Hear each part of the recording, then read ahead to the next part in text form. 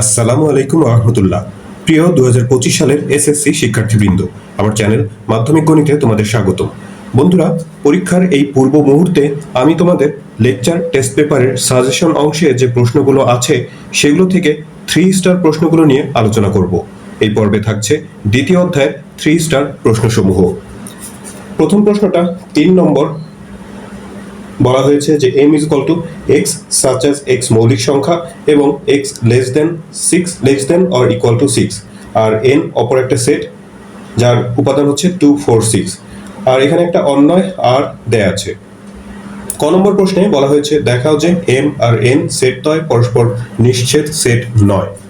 তো m set বলা হয়েছে যে m হচ্ছে x such as x মৌলিক সংখ্যা এবং x এর মান হচ্ছে 6 থেকে ছোট বা সমান। তো এরকম উপাদান মৌলিক সংখ্যা সবচেয়ে ছোট মৌলিক সংখ্যা হচ্ছে 2, তারপরে 3, তারপরে 5, যেহেতু 6 থেকে ছোট বা সমান বলেছে তো এই যে 5 পর্যন্তই হবে। আর n সেট উপাদানগুলো দেয়াই আছে 2 4 6। এখন নিশ্চিত সেট কি না সেটা নির্ণয় করতে গেলে আমাদের এই সেট দুইটার ইন্টারসেকশন অর্থাৎ কমন কি কি আছে উপাদান সেটা দেখতে হবে। তো দেখা যাচ্ছে এই সেট দুইটার যদি আমরা ইন্টারসেকশন করি অর্থাৎ ছেদ করি তাহলে দেখা যায় 2 হয়। তো তার মানে এদের মধ্যে একটা কমন উপাদান আছে, তো তার মানে এরা নিশ্চিত সেট না। যদি কোনো কমন উপাদান না থাকতো তো তাহলে বোঝা যেত যে এরা হচ্ছে নিশ্চিত সেট। তো একটা কমন উপাদান পাওয়ার কারণে এরা পরস্পর নিশ্চিত সেট নয়। খ নম্বর প্রশ্নে দেখাতে বলা হয়েছে m union n is equal two m delete n, তারপরে ইউনিয়ন n ডিলিট m, আবার ইউনিয়ন m ইন্টারসেকশন n। তিনটা অংশ আছে ডান পাশে, আর বাম পাশে শুধু একটাই অংশ m ইউনিয়ন n। তো m আর n এর মান আমরা ক নম্বরে একবার লিখেছিলাম, ইচ্ছা করলে আবার এখানে লিখে নিতে পারো। m ইউনিয়ন n এর মান বাম পাশের যে অংশটুকু সেটার মান যদি আমরা বের করি, m হচ্ছে 2 3 5 আর n হচ্ছে 2 4 6। ইউনিয়ন মানে হচ্ছে সংযোগ, সংযোগ করলে দুইটা সেট মিলে যতগুলো উপাদান আছে সবগুলোই নিতে হয়। তো 2 3 4 আর 5 6 সবগুলো উপাদান নিয়ে আমরা এই সেটটা গঠন করলাম, এটাকে একটা সমীকরণ নাম্বার দিয়ে রাখলাম। এরপর ডান পাশের যে অংশগুলো আছে সেগুলো একটা একটা করে আলাদাভাবে মান বের করব। প্রথমে m বাদ n বা m ডিলিট n, m এর মান হচ্ছে 2 3 5 আর n হচ্ছে 2 4 6। বাদ বা ডিলিট করলে হচ্ছে কি যে যেগুলো কমন উপাদান আছে সেগুলো বাদ দিয়ে প্রথম সেটে যেগুলো অবশিষ্ট থাকে সেগুলোই হচ্ছে আনসার হয়। তো এখানে দেখা যাচ্ছে যে 2 এটা কমন উপাদান, 2 যদি বাদ দিই প্রথম সেট থেকে তাহলে 3 5 অতিরিক্ত থাকে, এই 3 5ই হচ্ছে m ডিলিট n এর মান। একইভাবে n ডিলিট m বের করতে হবে, nটা এবার প্রথমে তারপরে m। তো ওই 2টা তো কমন আছে কিন্তু এইবার হচ্ছে প্রথম সেট হলো n, তাহলে 4 আর 6 হবে এটার আনসার। এরপর ডান পক্ষের যে তৃতীয় অংশটা আছে m ইন্টারসেকশন n, সেটার মান বের করি। m হচ্ছে 2 3 5 আর n হলো 2 4 6। ইন্টারসেকশন মানে হচ্ছে কমন, তো এদের মধ্যে শুধু কমন আছে হলো 2। তো তিনটা অংশের মান বের করার পর এখন ডান পাশে যে সম্পূর্ণ প্রশ্নটা সেটা লিখলাম, তারপরে এগুলোর মান যা বের করেছি আমরা সেই মানগুলো বসিয়ে এগুলো ইউনিয়ন করতে হবে। ইউনিয়ন মানে হচ্ছে সংযোগ, তো সবগুলো উপাদান নিয়ে আমরা পাই হচ্ছে 2 3 4 5 6। তো এটাকে 2 নম্বর সমীকরণ দিলাম। তো 1 নম্বর আর 2 নম্বর সমীকরণের এই যে এই উপাদানগুলো সমান হওয়ার কারণে আমরা 1 আর 2 নম্বর সমীকরণ থেকে লিখতে পারি যে m ইউনিয়ন n, যেটা 1 নম্বর সমীকরণের বের করেছিলাম, আর 2 নম্বর সমীকরণে যেটা বের করলাম এই যে m বাদ n ইউনিয়ন n বাদ m union n intersection n, এই অংশ দুইটা সমান, তো সেটা দেখানো হলো। গ নম্বর প্রশ্নে যে আর অন্যয়টা দেওয়া ছিল উদ্দীপকে, সেই আর অন্যয়টাকে তালিকা পদ্ধতি প্রকাশ করে সেটার ডোমেন নির্ণয় করতে বলা হয়েছে। তো অন্যয় যেটা দেওয়া আছে প্রশ্নে সেটাই যেখানে লিখে নেওয়া হয়েছে এক্স ওয়াই আকারের ক্রোমোজোর, আর অন্যয়ের উপাদানগুলো হবে এক্স ওয়াই আকারের ক্রোমোজোর যেখানে X belongs to M, Y belongs to N এবং y is equal to 2x, এই সম্পর্কটা এদের মধ্যে থাকবে।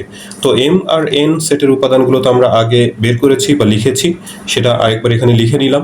এখন আর অন্যের যে সমীকরণটা আছে y is equal to 2x, এই সমীকরণটা ব্যবহার করে x এর বিভিন্ন মান বসিয়ে আমরা y এর মান নির্ণয় করব।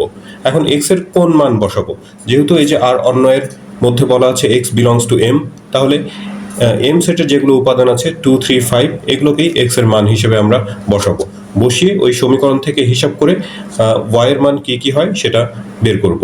তো এরকম একটা সারণী তৈরি করলাম। তার আগে আমরা লিখেছি যে প্রত্যেক x বিলংস টু এম এর জন্য ওয়াই এর মান নির্ণয় করি। তো এক্স ওয়াই এর একটা এরকম সারণী তৈরি করলাম। এক্স এর মান হিসেবে এখানে এম সেটের যে উপাদানগুলো আছে সেগুলো বসানো হয়েছে।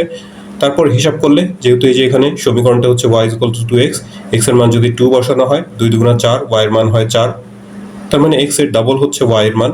তো এক্স এর মান 3 হলে ওয়াই এর মান হবে 6, এক্স এর মান 5 হলে ওয়াই হবে 10। এখন খেয়াল করো যে প্রশ্নটা যদি আবার দেখি, প্রশ্নে বলা হয়েছিল যে Y belongs to N, Y কে এন সেটের উপাদান হতে হবে। এন সেটের মধ্যে আছে হচ্ছে 2, 4 আর 6, কিন্তু আমরা এখানে হিসাব করে যেটা বের করলাম 4, 6 এগুলো তো এন সেটে আছে, কিন্তু 10 এটা এন সেটের মধ্যে নাই। তাহলে এই 10 যেহেতু এন সেটের মধ্যে নাই, এই 5, 10 এই ক্রোমোজোমটা আর অন্যয়ের উপাদান হবে না। বাকি যে দুইটা আছে 2, 4 আর 3, 6 এই দুইটা হবে হচ্ছে আর অন্যয়ের উপাদান। তো আমরা লিখলাম 10 নট বিলংস টু এন, সুতরাং 5, 10 এই ক্রোমোজোমটা নট বিলংস টু আর অন্যয়। তো এটা বাদ দিয়ে নির্ণয় অন্যয় হচ্ছে আর ইজ ইকুয়াল টু বাকি দুইটা যে উপাদান আছে, একটা 2, 4 আর একটা হচ্ছে 3, 6। অন্যয় নির্ণয় করে আমাদের ডোমেন নির্ণয় করতে বলেছে। ডোমেন হচ্ছে অন্যয়ের প্রথম উপাদানগুলো নিয়ে গঠিত সেট। প্রথম উপাদান এখানে 2 আর এখানে 3, তো 2, 3 নিয়ে সেট গঠন করলে সেটাই হচ্ছে এর ডোমেন। তো এটাই হচ্ছে গ নম্বর প্রশ্নের উত্তর। এরপরের 3 স্টার প্রশ্ন হচ্ছে 6 নম্বর। সার্বিক set U is equal to x such as x belongs to N এবং এক্স 1 থেকে বড় বা সমান আর 8 থেকে ছোট। তারপরে এ বি আরো দুইটা সেট দেয়া আছে আর একটা অন্যয় দেয়া আছে। ক নম্বর প্রশ্নে বলা হয়েছে যদি f of t is equal to t to the power 4 plus t square plus 1 divided by t square হয়, তবে এফ অফ 1/3 এর মান নির্ণয় করো। F of t is equal to এই যে এই রাশিটা দেয়া আছে, এফ অফ টি এর মান হিসেবে আমাদেরকে এফ অফ -1/3 এর মান বের করতে বলেছে। তো সেটা বের করতে গেলে যেহেতু এখানে টি এর পরিবর্তে -1/3 দেয়া আছে, ডান পাশে যেখানে যেখানে টি আছে সেখানে আমরা -1/3 বসিয়ে দিলাম। তারপর বাকিটুকু হিসাবের কাজ। মাইনাস এর উপরে 4 পাওয়ার দিলে প্লাস হয়ে যায়, এখানেও মাইনাসের উপর স্কোয়ার করলে প্লাস, জোর সংখ্যা পাওয়ার দিলে সেটা প্লাস হয়ে যায়। 1/3, 3 এর 4 পাওয়ার করলে 81 হয়, নিচে এখানে 3 স্কোয়ার করলে হয় হচ্ছে 9, এই নিচেও ওই একই হিসাব, 3 স্কোয়ার করলে 9। তারপরে ওপরে আমরা লসাগু নিয়েছি 81 আর 9, লসাগু হবে হচ্ছে 81। 81 দিয়ে 81কে ভাগ করলে 1, এক অক্ষে 1, মানে নিচের লব দিয়ে ভাগ, ওপরের নিচের হর দিয়ে ভাগ আর উপরের লবের সাথে গুণ। তো এটা এই যোগ বিয়োগ, ভগ্নাংশের যোগ বিয়োগ এগুলো তো ছোটবেলার ব্যাপার। তো ওপরের অংশ লসাগু নিয়ে যোগ করে 91/81 হয়, তার সাথে নিচের অংশ 1/9, এটা ভাগ অবস্থায় আছে, আমরা সেটা গুণ চিহ্ন দিয়ে উল্টিয়ে দিলাম 9/1। তারপর এই 9 সাথে 81 কাটলে 9 নং 81, তাহলে উপরে হচ্ছে 91 আর নিচে 9 অক্ষে 9। এটাই ক নম্বর প্রশ্নের উত্তর। খ নম্বর প্রশ্নে আর অন্যয়টাকে তালিকা পদ্ধতিতে প্রকাশ করে তার রেঞ্জ নির্ণয় করতে বলা হয়েছে।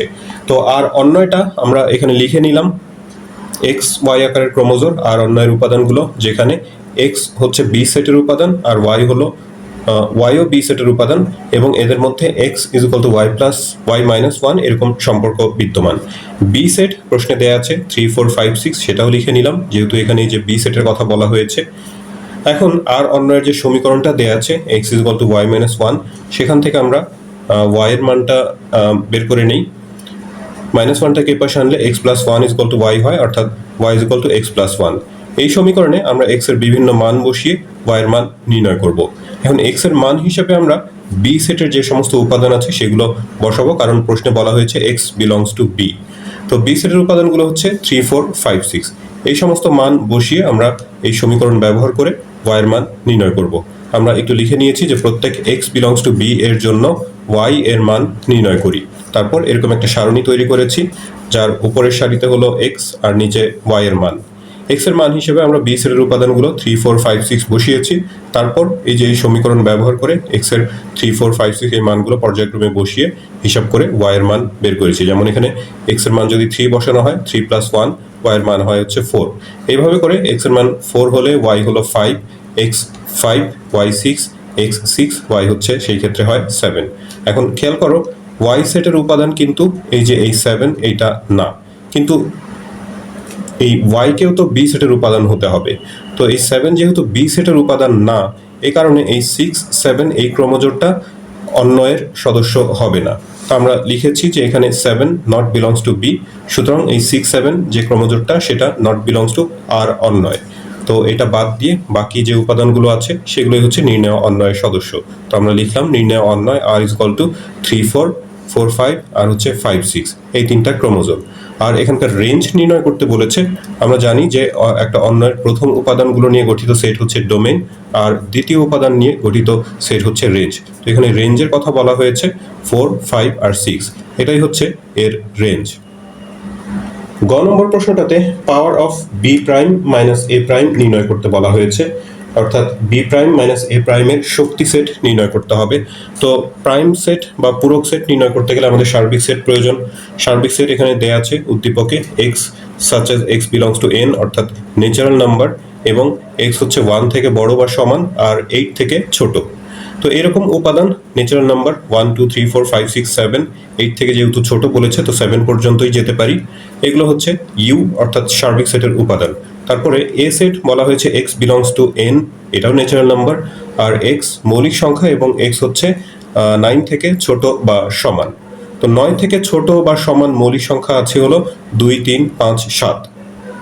9 তো মৌলিক সংখ্যা না, আর তাছাড়াও যেহেতু সার্বিক সেটের মধ্যে সার্বিক সেট হচ্ছে 7 পর্যন্ত, এই কারণে 7-এর অধিক যেগুলো আছে সেগুলো আমরা এখানে নিতে পারবো না। বি সেটের উপাদানগুলো প্রশ্নে দেয়া আছে 3 4 5 6। এখন আমরা বি প্রাইম যদি নির্ণয় করতে চাই, বি প্রাইম বা পূরক সেট, বি সেটের পূরক সেট মানে হচ্ছে সার্বিক সেট থেকে বি সেট মাইনাস সার্বিক সেটের উপাদান 1 2 3 4 5 6 7, আর মাইনাস বি সেট হচ্ছে 3 4 5 6। সেটের মাইনাস বা বাদ এটা থাকলে করতে হয় কি, যে এই দুইটা সেটের মধ্যে যেগুলো কমন উপাদান আছে সেগুলো বাদ দিয়ে প্রথম সেটে যেগুলো অতিরিক্ত থাকে সেগুলোই আনসার হয়। তো 3 4 5 6 যদি আমরা এখান থেকে বাদ দিই, 1 2 আর 7 এগুলো অবশিষ্ট থাকে। তারপরে এ প্রাইম অর্থাৎ এ সেটের পূরক সেট নির্ণয় করি, ইউ মাইনাস এ, একই রকম ইউ সেটের উপাদানগুলো, তারপরে মাইনাস এ সেটের উপাদান। এ সেটের 2 3 5 7, এখান থেকে যদি 2 3 5 7 বাদ দিই তাহলে 1 4 আর 6 অবশিষ্ট থাকে। এটা হচ্ছে এ প্রাইম এর মান। এবার আমাদের দরকার B prime minus A prime এর মান। বি প্রাইমের মান বের করেছি 1 2 7 মাইনাস এ প্রাইম হচ্ছে 1 4 6। তো আবার সেই সেটের মাইনাস, তো দেখতে হবে যে এদের মধ্যে কমন উপাদান কি।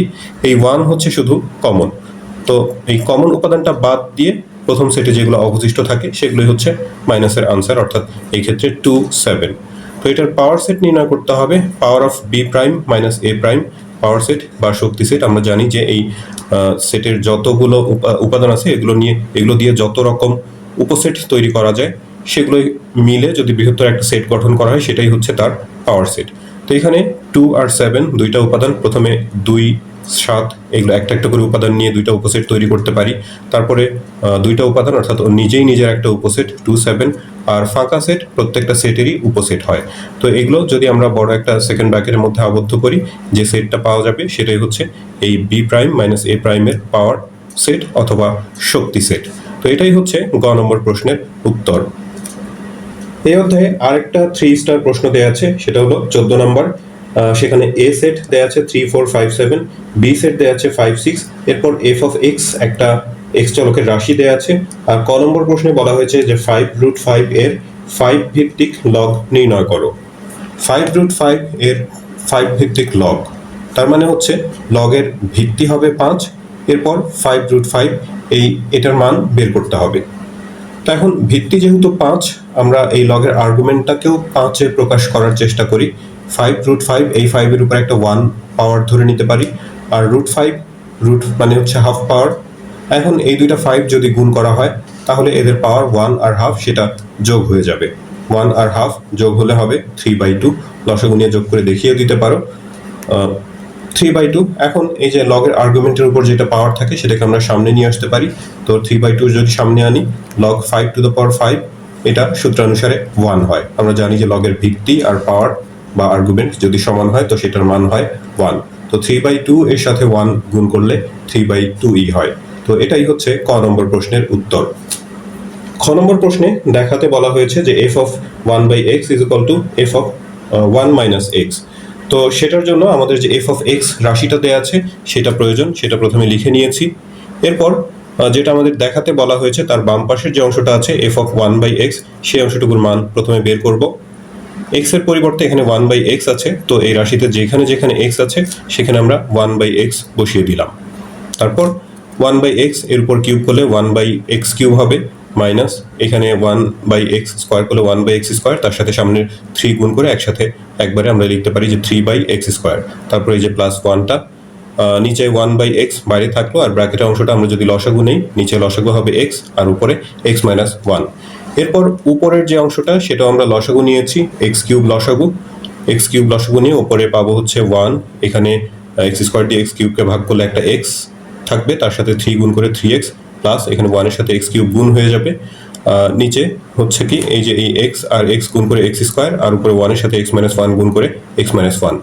এখন এই উপরের অংশটার সাথে নিচের এটা ভাগ অবস্থায় আছে, তো আমরা সেটা গুণ চিহ্ন দিয়ে উল্টিয়ে দিতে পারি। তো সেই কাজটাই করা হলো, উপরের অংশের সাথে গুণ চিহ্ন দিয়ে যে নিচের অংশটা উল্টিয়ে দিয়ে লেখা হয়েছে। তাহলে এই x স্কোয়ারের সাথে নিচের যে x কিউব সেটা কেটে নিচে একটা x লিখতে পারি, x ইন্টু x মাইনাস 1 নিচে থাকলো, আর উপরে 1 minus 3x plus x cube. তো এটা হচ্ছে f অফ 1/x এর মান বের করলাম, এটাকে আমরা 1 নম্বর সমীকরণ দিয়ে রাখলাম। এরপরে ডান পাশের যে অংশটা f অফ x সেটার মান বের করব, f অফ 1 মাইনাস x। তো তার জন্য আবার আমরা প্রশ্নের f অফ x এর মান সেটা লিখে নিলাম, না লিখলেও হয়, লিখে নিলে ভালো হয়, কারণ এর সাথে তুলনা করেই তো পরের অংশটা হিসাব করব সে কারণে। তো এখন ডান পাশের যে অংশটা আছে f of 1 minus x, x এর পরিবর্তে 1 মাইনাস x, তাহলে ডান দিকে যেখানে যেখানে x আছে সেখানে আমরা x মাইনাস 1 মাইনাস x বসিয়ে দিলাম। তারপরে হিসাবের কাজ, প্রথমে 1 minus x whole cube a minus b whole কিউবের সূত্র অনুসারে a কিউব, 1 এর কিউব না দিলেও চলে, minus 3 into 1 square into x। তো এখানে 1 এর হিসাবটুকু একটু শর্ট করা হয়েছে, plus 3ab square minus b cube. সূত্র অনুসারে যা হয় সেটা যদি বুঝতে অসুবিধা হয় মাঝখানে 1টা তোমরা লিখে দিয়ে, মানে সূত্র অনুসারে যা হয় সেটা লিখে তারপরে হিসাব করতে পারো। আর তারপরে এখানে যে 3টা বাইরে থাকলো, আর এটা a minus b whole square সূত্র দিয়ে এটাকেও ভেঙে দেওয়া হয়েছে, a square minus 2ab plus b square সেই সূত্র, আর তারপরে যে এই শেষের প্লাস 1, আর নিচে 1 মাইনাস x।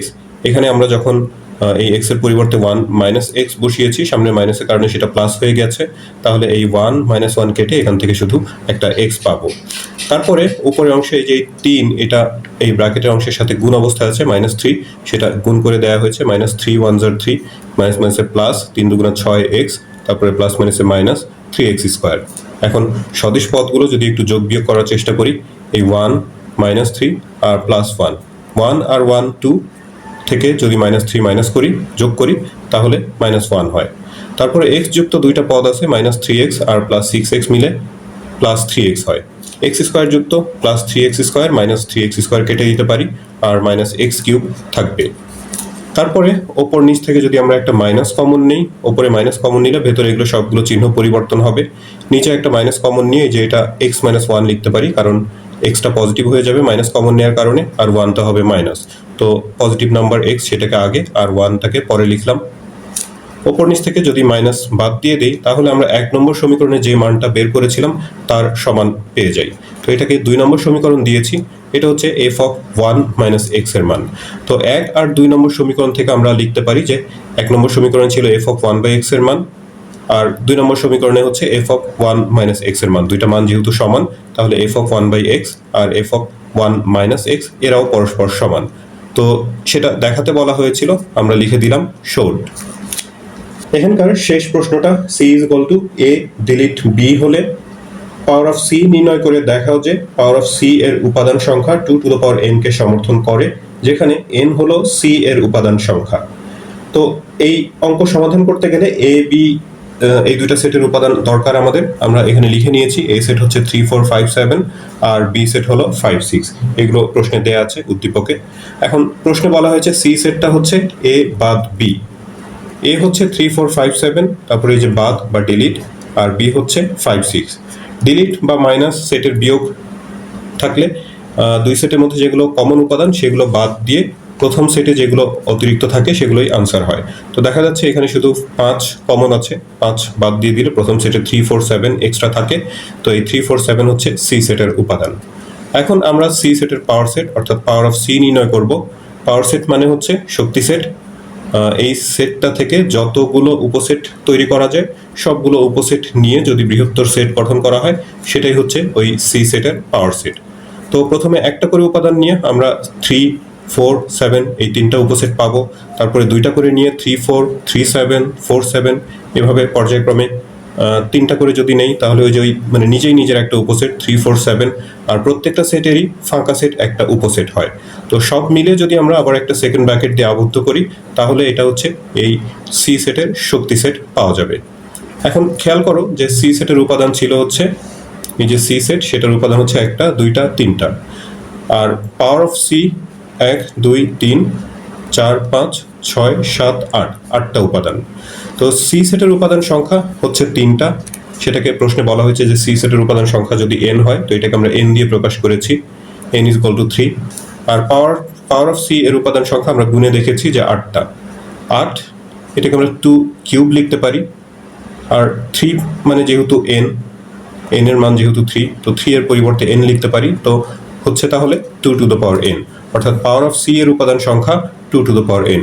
তো অর্থাৎ আমরা লিখতে পারি যে পাওয়ার অফ সি এর উপাদান সংখ্যা 2n কে সমর্থন করে। তো এটাই দেখাতে বলা হয়েছিল। তো শিক্ষার্থী বন্ধুরা, এই ভিডিও থেকে তোমরা যদি উপকৃত হয়ে থাকো তাহলে চ্যানেলটি সাবস্ক্রাইব করার এবং বন্ধুদের সাথে শেয়ার করার অনুরোধ জানাচ্ছি। তোমরা সবাই ভালো থাকবে, প্রার্থনা তোমাদের সবার জন্য। আল্লাহ হাফেজ।